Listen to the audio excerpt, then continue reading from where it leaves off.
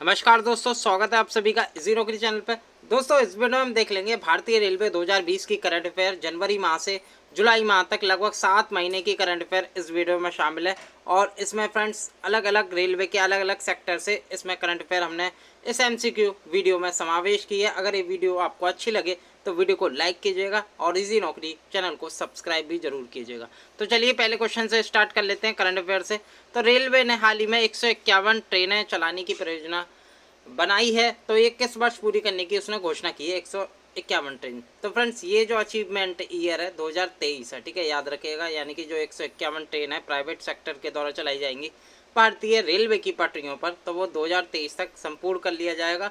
और इसकी friends railway ने कुछ सीमा भी रखी है। जो प्राइवेट ट्रेन चलेगी उसकी मैक्सिमम स्पीड कम से कम 160 किलोमीटर प्रति घंटे होनी चाहिए। और इसमें जो प्रोजेक्ट लगेगा प्राइवेटों के द्वारा रेलवे में, तो वो कम से कम 30,000 करोड़ का होगा, याद रखेगा। 30,000 करोड़ का प्रोजेक्ट लगेगा प्राइवेट के द्वारा भारतीय रेलवे में जो ट्रेन चलाई जाएंगी 151 ट्रेन, याद रखिएगा। तो 2023 तक ये अचीवमेंट टारगेट है। चलिए क्वेश्चन 2 देख लेते हैं। क्वेश्चन 2 है, भारत में निजी ट्रेनें कितने रूटों पर संचालित होंगी? तो अभी मैंने बताया 151 ट्रेन संचालित होंगी प्राइवेट के द्वारा और प्राइवेट ऑपरेटर के द्वारा, और ये 109 रूटों पर संचालित होंगी। और 109 रूट कैसे चुने जाएंगे?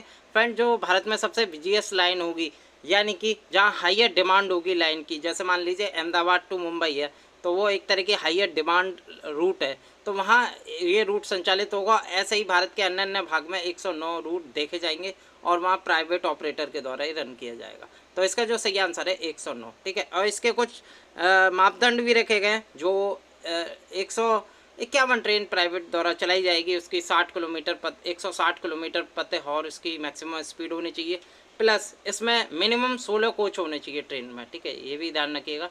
प्राइवेट ऑपरेटर को कहा गया है, इसमें 16 कोच होने चाहिए मिनिमम, ठीक है। अगले क्वेश्चन पे चलते हैं। क्वेश्चन नंबर 3 देख लेते हैं। भारतीय रेलवे ने कब तक हरित रेलवे या इसे कहते हैं ग्रीन रेलवे बनने के मिशन मोड पर शून्य कार्बन उत्सर्जन लक्ष्य निर्धारित किया है? तो फ्रेंड, इसका जो सही आंसर है वो है 2030। तो भारतीय रेलवे ने साल 2030 तक ग्रीन रेलवे में बदलने का लक्ष्य रखा है। और जैसे कि बताएं, रेलवे मंत्रालय ने ग्लोबल वार्मिंग को कम करने और जलवायु परिवर्तन से निपटने के लिए ये पहल शुरू की है। तो फ्रेंड्स, बात करूँ, ये 2030 तक ये भारत जो है हरित रेलवे ग्रीन रेलवे बन जाएगा। जैसे फ्रेंड ग्रीन रेलवे बता दूं, अभी डीजल की गाड़ी भी चल रही हैं ट्रेन रूटों पर, तो फ्रेंड्स उससे काफ़ी कार्बन एमिशन होता है। और फ्रेंड्स इसलिए रेलवे ने 2030 तक लक्ष्य रखा है। इसके अलावा फ्रेंड जो इलेक्ट्रीफाइड है ट्रेन, यानी कि जो विद्युतीक रेलवे विद्युतीकरण, उसकी भी डिमांड रखी है। यानी कि 2024 तक पूरी इलेक्ट्रीफाइड हो जाएगी भारतीय रेलवे।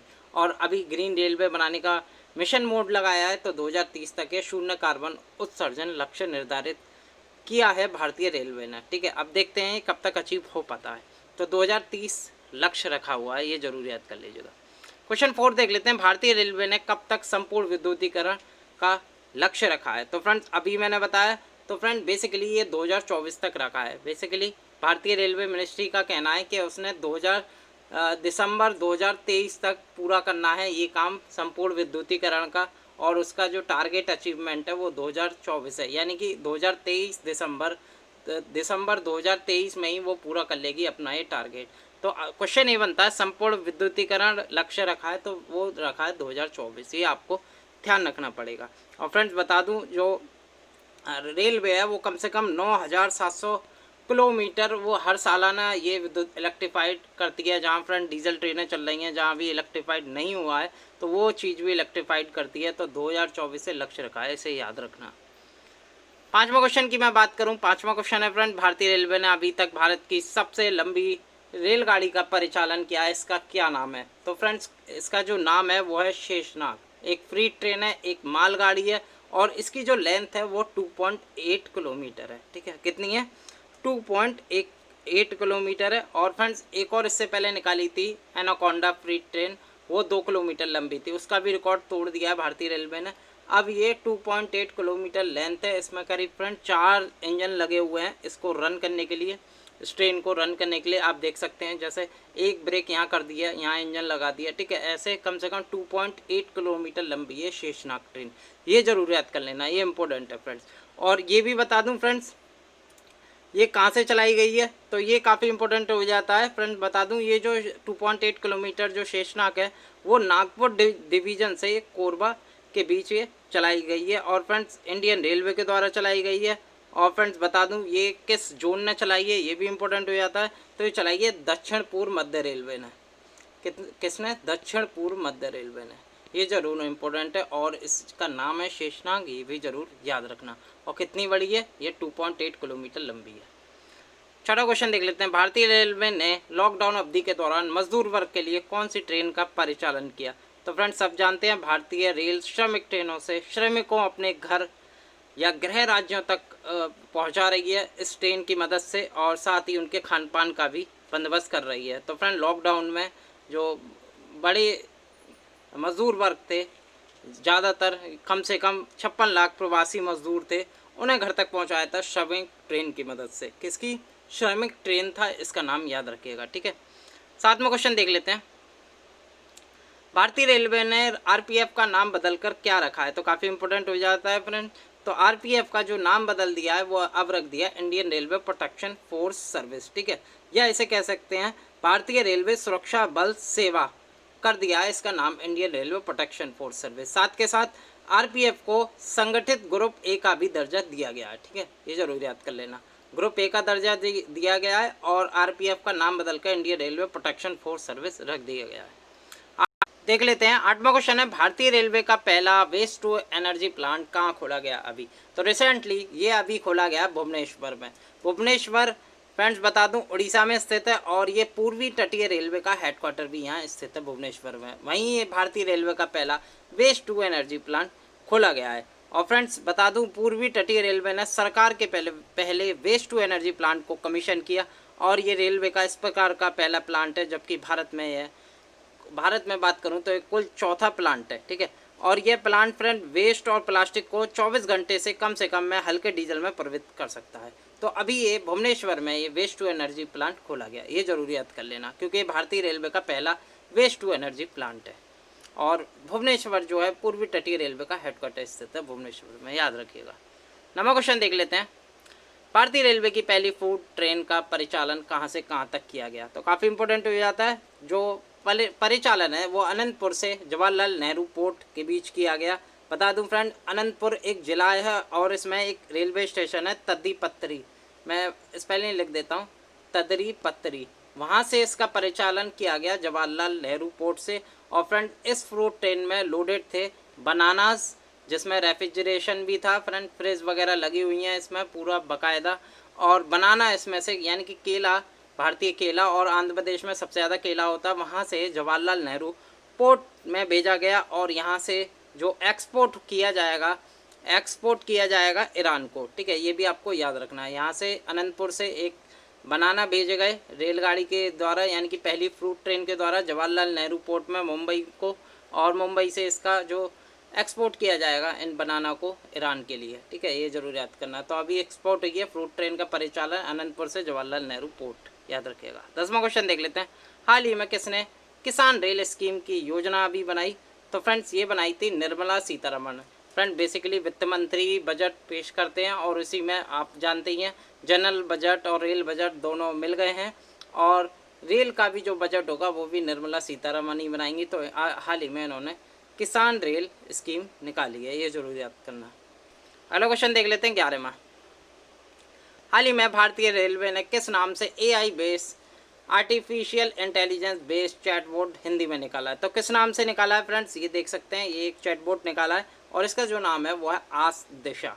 बात करूं फिर इंग्लिश की, हिंदी में अब निकाला 2020 में, इंग्लिश में 2018 में ही निकाल दिया था, और हिंदी में निकाला ही अभी 2020 में, करीब जनवरी फरवरी 2020 में निकाला आज दिशा नाम से, ये जरूर नाम याद रखिएगा। और इसमें फ्रेंड जो पैसेंजर की जो रिक्वेस्ट होती है वो आज दिशा बताती है फ्रेंड्स, बोल के बाकायदा बोल के बनाती है हिंदी में, ठीक है।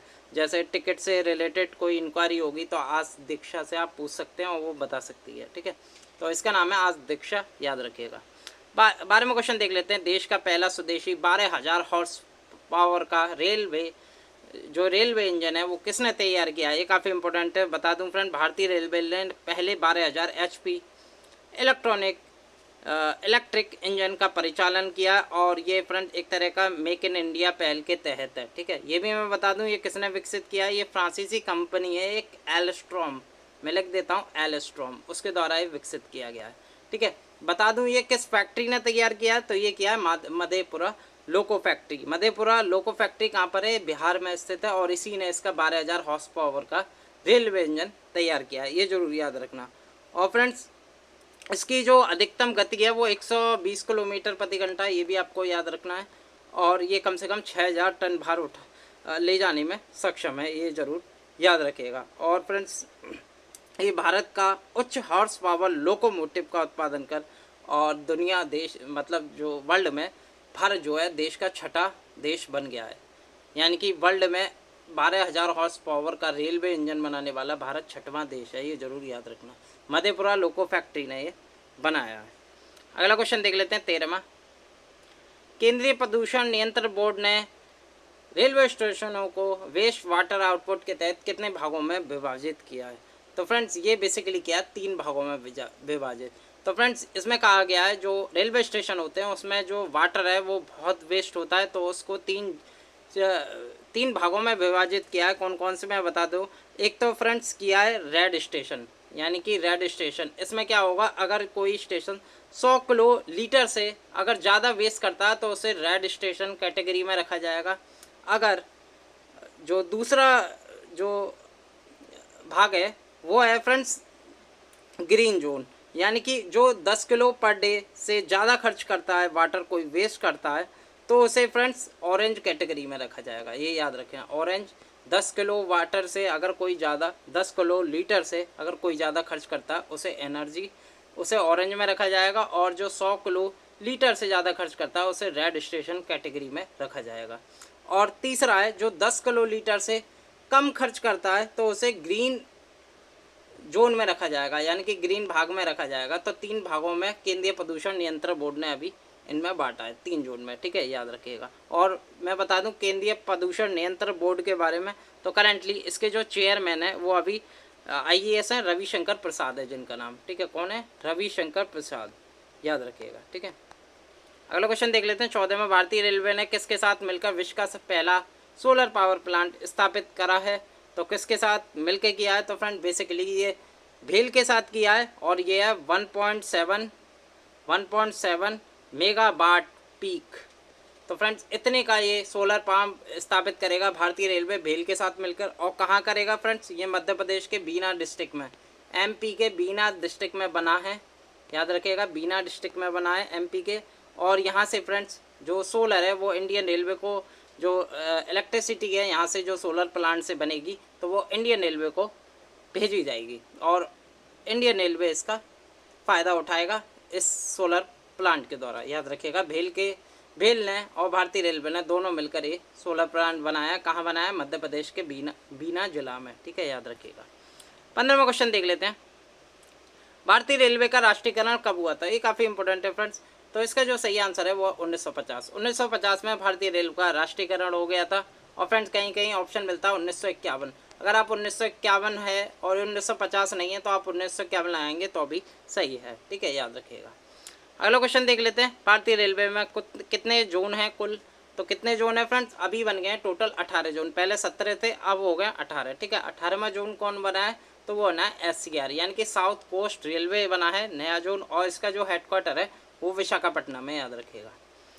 अगला क्वेश्चन देख लेते हैं 17वां क्वेश्चन है रेलवे बोर्ड के चेयरमैन कौन है, तो फ्रेंड्स अभी करंटली जो रेलवे बोर्ड के चेयरमैन है वो है विनोद कुमार यादव, याद रखिएगा। 18वें क्वेश्चन की मैं बात करूं, वर्तमान में भारत के रेलवे मंत्री कौन है, तो फ्रेंड इनकी फ़ोटो देख के आप पहचान ही गए होंगे, ये हैं पीयूष गोयल जो कि भारत के रेलवे मिनिस्टर हैं, और साथ के साथ इन पर कोयला मंत्रालय का भी चार्ज है, याद रखिएगा। 19वां क्वेश्चन देख लेते हैं। भारत में प्रथम विद्युत ट्रेन कब चली थी, तो कब चली थी फ्रेंड्स, बेसिकली ये चली थी 1925 में, और जब ही 1925 में भारत का पहला रेलवे बजट पास हुआ था, यानी कि 1924 तक जो 1924 तक रेलवे बजट और जनरल बजट दोनों एक साथ पेश होते थे, और इसके साथ 1925 में पहला रेलवे बजट पेश हुआ और प्रथम विद्युत ट्रेन उसी बजट में चलाई जाने की पेशकश हुई। तो 1925 में भारत में प्रथम विद्युत ट्रेन चली थी, याद रखिएगा। और ये कहाँ से कहाँ चली थी, ये विक्टोरिया टर्मिनस से कुर्ला के बीच चली थी, ये भी याद रखिएगा, विक्टोरिया टर्मिनस से कुर्ला के बीच।